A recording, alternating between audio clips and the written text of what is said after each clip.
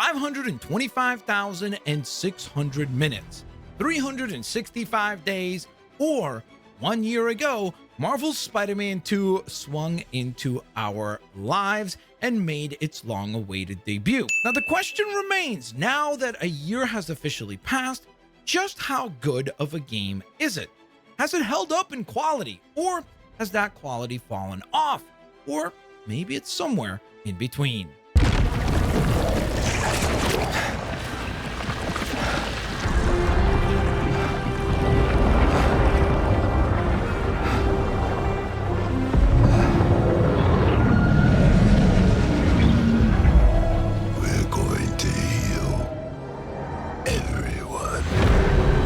So at this point, I have now played over 117 hours of Marvel's Spider-Man 2. I have multiple 100% completed save files, and I feel like I do have a pretty strong and formulated opinion on the game.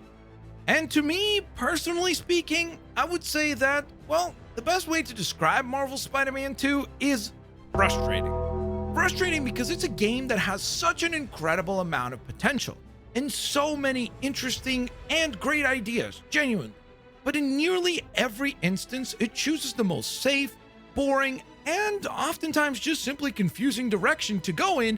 And even when it does go in an interesting direction, like for example, choosing to make Harry Osborn this version or this world's version of Venom, it doesn't really do a whole lot in terms of a good job when it's trying to communicate to us his actual motivations in a proper and believable manner.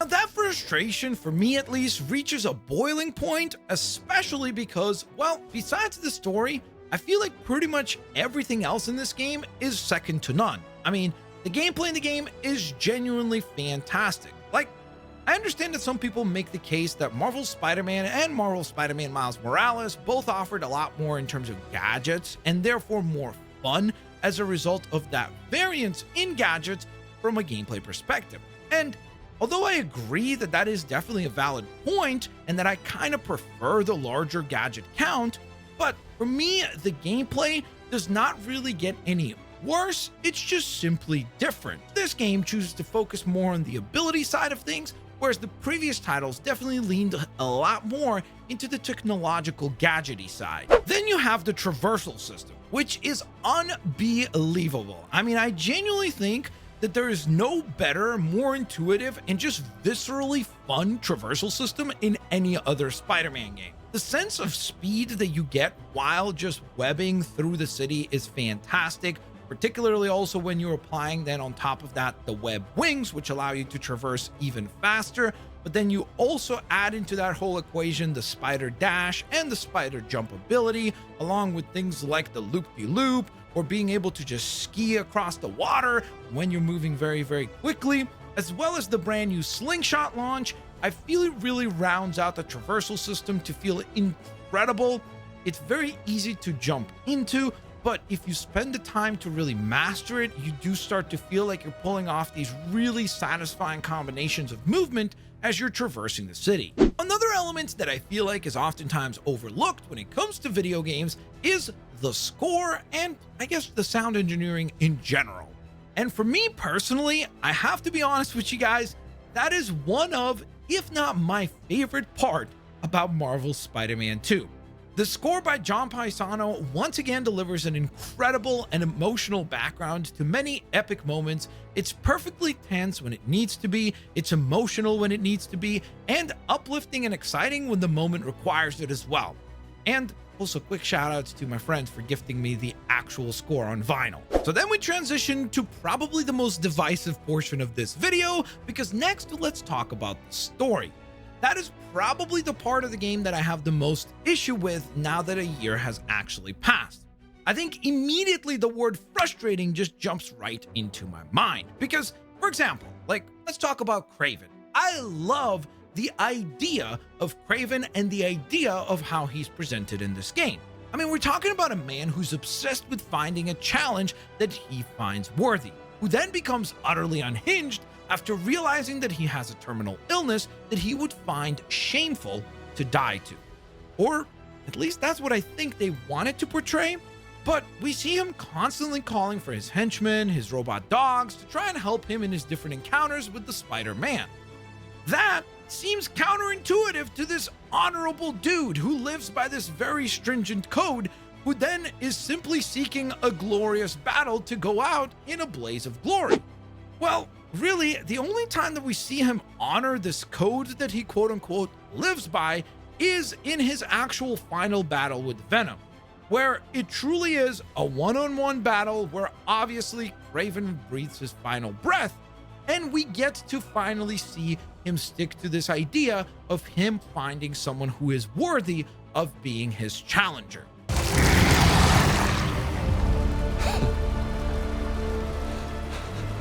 Thank you.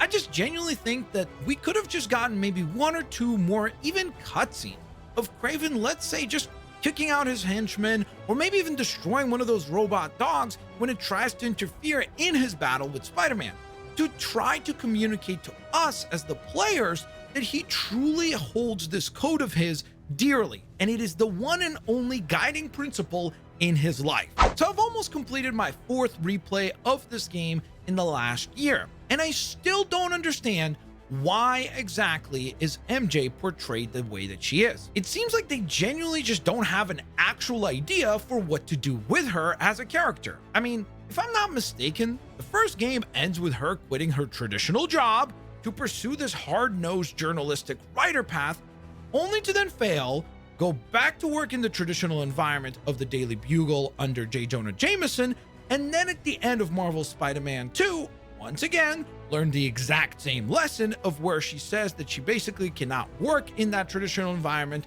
and go the independent journalist route, who will now simply use podcasting as her medium of choice instead of the written word. I mean, why can't we just see her being a successful independent journalist instead of treading that exact same lesson for her over and over?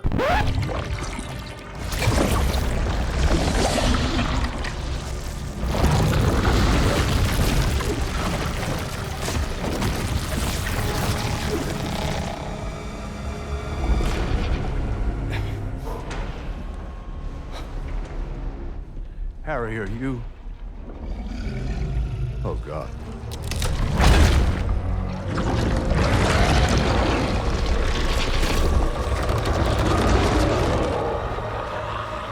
Harry. So next, let's talk about Venom, which, in my opinion, is both a positive and a negative in this particular game. I love, and I mean freaking love, the Venom mission. At no other point in this game did I have a bigger smile on my face than when I was playing as Venom, breaking out of Oscorp and laying waste to both the Oscorp henchmen and then Kraven's army.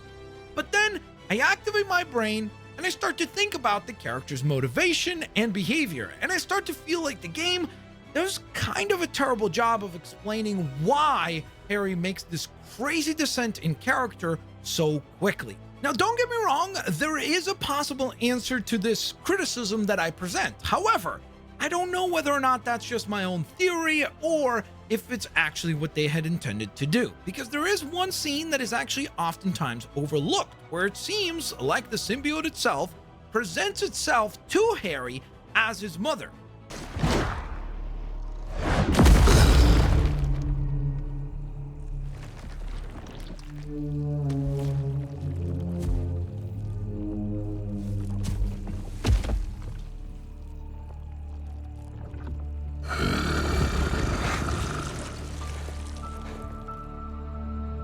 Mom.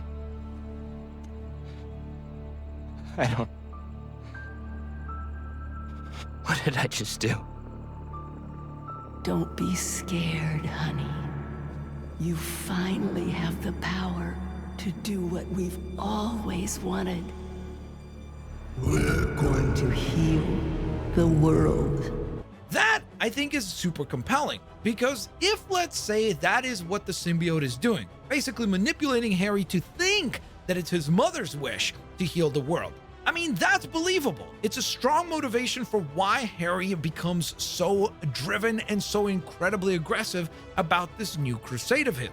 But I feel like the game doesn't really do a very good job of explaining whether or not that is what's actually happening. A few more scenes like that of Harry maybe having doubts about his actions, only for those doubts to then be drowned out by the voice of his mother, would have really driven that point home and made a much stronger character arc for him. In fact, I think even when Peter was possessed by the symbiote, if they had a scene or two of him hearing Aunt May, that would have been an incredibly powerful moment as well, because it would have communicated to us that this version of the symbiote essentially preys on a key figure in the host's life to manipulate them into doing its bidding. So just in general, from like a gameplay standpoint, everything to do with the symbiote is uber fun. But from a story standpoint, it quickly falls apart as it amounts to sort of nothing actually interesting, as it instead chooses to sometimes vaguely hint at a drug allegory where the hosts are quote unquote, I guess, like addicted to the power that the symbiote grants them. But even that, I feel like, was not very well articulated or exemplified in any sort of a compelling manner. And to put a stamp on my point about Venom, I also feel like another problem with Venom in this particular game is that he is so much fun to play as that after that Venom mission, the rest of the game feels like it never reaches the same level of visceral fun and enjoyment. Neither Peter nor Miles are as much fun in terms of just pure fun to control as the insane megalomania of Venom. So as I was putting this video together, I was having a really tough time to try to understand why exactly that now that a year has passed since this game has released, it has definitely become a lot more divisive. I've definitely seen a lot more people say that they don't enjoy it quite as much as many others do, and they feel like it is overhyped. And honestly, I think it really comes down to this. What do you look for and value more when playing video games? Because if you care about visuals, sounds, and gameplay, I genuinely think that this game is probably a 10 out of 10. Heck, maybe even an 11 out of 10 for you. But if story is a crucial element for you, that will probably bring the quality of this game quite down. Interestingly enough, I've actually talked to a couple of my friends who do value gameplay over pretty much everything else when they play video games, and one of their complaints is that there's almost too much story, or more specifically, cutscenes, to where it feels like it is interfering with the gameplay too many times. And honestly, I didn't really know what they were talking about or understood that criticism after my first replay. But when I replayed the game again on the third replay, that's when I was really starting to notice it, because I was skipping cutscenes and I really had no desire to rewatch the cutscenes again. Well, when I was skipping those cutscenes, that's when I really finally realized and could understand what they meant. If the story is something that does not hook you or interest you particularly with this game, it actually becomes a detrimental part of the game. It actually starts to drag the gameplay portion down as well, because the game has so many cutscenes that it starts to affect the pacing quite heavily. And so to wrap up, in general, I think the Marvel Spider-Man 2 is a great game, but a frustrating one as well. I mean, to me personally, I just feel like the game has so many ideas that it could have explored, that it could have fleshed out, that it could have really made very, very compelling and interesting to experience.